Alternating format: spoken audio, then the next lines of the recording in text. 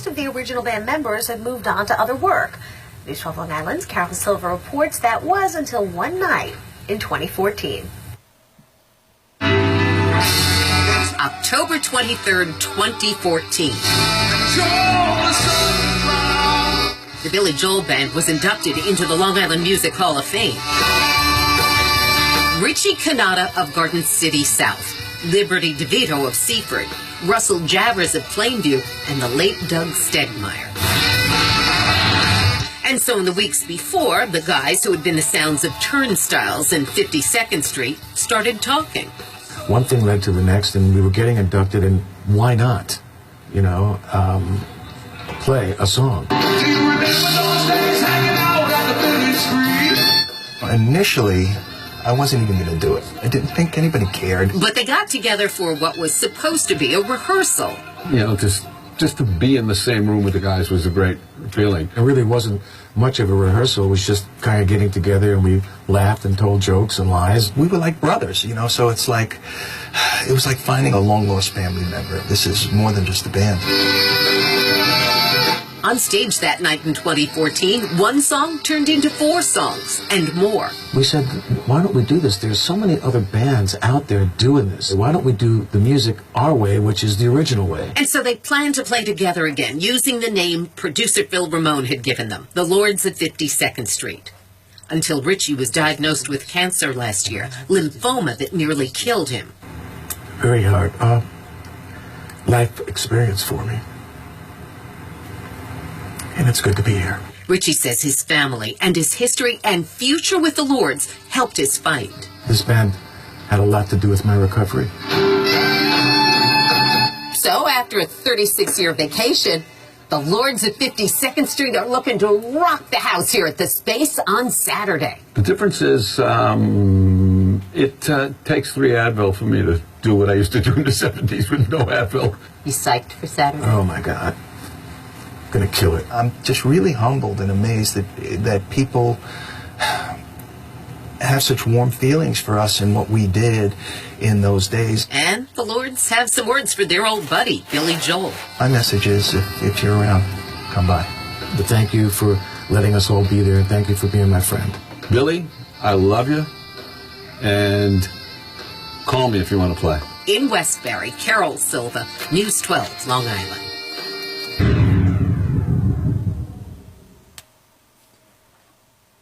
I would like you to introduce yourself. I'm Russell Javers. I grew up in Plainview, New York. Liberty DeVito, Seaford, Long Island. Richie Cannata in Garden City South. Ooh. Okay, so a bunch of Long Island guys who played in the Billy Joel Band for years. How'd you get in? How did it start for you, Russ? Billy was doing an album called Turnstiles, and Lib and Doug first, and then they brought the rest of our band. We were a band before we were with Billy, and then Richie came along the same time, so we became the Billy Joel Band. How did you get in? Got a call from Doug Stegmeyer one day that Billy needs some guitar players, and Howard Emerson and I went and did the guitar tracks at Ultrasonic in Hempstead. Because you were already in a band with Howie Emerson. Me and Lib and Howie Emerson and Doug Stegmeyer had a band. Called? Topper. I was waiting for you to say that. What?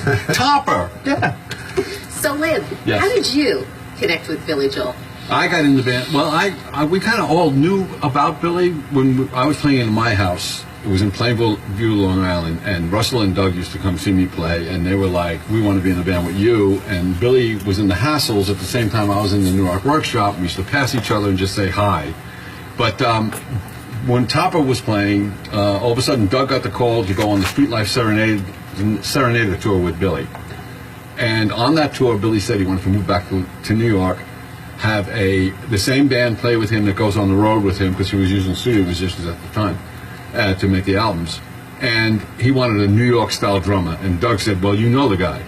So I got to audition for Billy. He auditioned like 5 drummers. And when it got to, I played all the old stuff, from Piano Man and Street Lives. And then he said, I've got new songs I'm going to do for an album, which became Turnstiles. And he said, what would you do on this stuff? And he was amazed at how fast I actually come up with stuff. He didn't know for 25 years that Doug had given me a tape of all the songs. And then when we went into the studio, it was just me, Billy, and Doug that recorded the basic tracks to Turnstiles. And when Billy said, well, we need guitar players, and we said, well, we know guitar players, and Doug called Russell and Howie. So Topper became Billy's band, and then Richie was the cream on the top of the pudding there. Richie, how did you become a part of the Billy Joel band? I actually did a recording session the day after that Liberty and Doug did a session for, I guess it was Sesame Street. It was called The Meter, the Leader, and the Gram. And Al Stegmeyer, Doug's brother, was the engineer, and he called me in to do the overdubs. And I heard Doug and Lib, and I said, man, these guys are great. And he said, well, my brother's in this band with Billy Joel, and they're looking for a saxophone player that plays keyboards. So I said, well, I'll be more than happy to, play. And I didn't think there'd be a spot for me because it's a piano man, and I was doing all this saxophone and stuff. They came to see me play, and they said, great, come into Ultrasonic Studios and let's all talk. So I went there to see them thinking, well, piano man, what am I going to actually see? I saw them recording Angry Young Man, and this guy was a maniac playing the drums. I said, man, these guys are great. It was fantastic. And then Billy took me into the control room and said, I'd like you to play on this song. And he played New York State of Mind for me as the basic track that you guys did. And that was the first song that I ended up playing with Billy. But I played all my parts, and Billy did all the vocals, if you remember correctly, out in Caribou Ranch. Mm-hmm. We then left Ultrasonic Studios, and it was, I think, 16-track studio. Something like that, yeah. And we went up from 16 to 24, big deal. And we did that at Caribou Ranch, and that's where I did all my parts. That's amazing. I mean, at the time, was it big money? You guys had roadies? Yeah, I kind of know. So how much were you making in those early days? God, I don't even remember. I don't know if we got paid for Turnstiles. Yeah, I don't even. Honestly, I don't even remember. Sam, I got to be honest with you guys. I don't remember either, but it wasn't about the money. If you remember, no, it wasn't how exciting it was to play, and I couldn't. Charlene might know, if we did. Your wife, my wife, but I don't know. It wasn't about that, right? I can't tell you a number, and it wasn't about that back then. Just exciting to play. Yeah. It was about the girls too, wasn't it? It was all about the girls, but anyway, me and Russell had come out, we were playing with Topper all the time, and we used to play in bars, and actually when we go to collect money, we found out we owed money to the bar. Yeah. We never made I would come home and my wife say, how much, what did it cost you tonight? Our bar table was always bigger than from what we made. How did you guys get from gig to gig? We had rent-a-cars, 2 rent-a-cars. Pinto station wagons. Yeah. Oh my And goodness. Richie one, Howie would drive another one. Richie sometimes drove. And Richie did the grandma with the cars. Did the grandma? Well, this is how Moving Out was actually written. Yep. We would stop and we'd get a motel. We'd stay at motels. And we'd be out by the pool, and me and Richie would be out there, and Russell and we'd all be out there. And I'd say to Billy, like, wow, it's amazing what you did with the place, And Richie would put a napkin under his thing. And it was like me and Richie and Russell would come out from the city to visit Billy. And Billy would be like, oh, you got to come inside. I'll show you the basement. It's got a bar in there. I redid the basement. It's beautiful. And then he'd say, when are you guys going to move out of the city? And Richie would have a little napkin. Oh, I don't know. My grandmother used to do that. She had a little tissue over here. I don't know if I want to move out of the city. I don't know.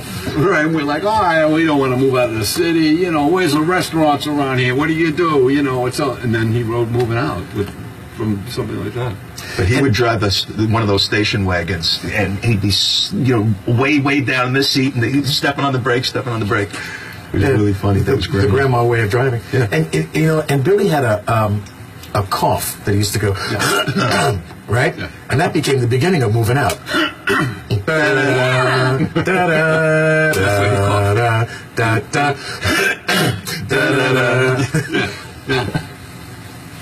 Russell, what should I know about Liberty?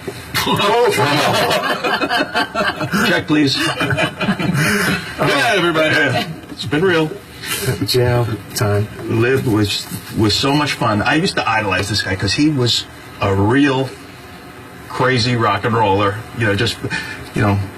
you're like a real person now. It's like, what happened to you? It's like, we grew up in our old age, but We have children.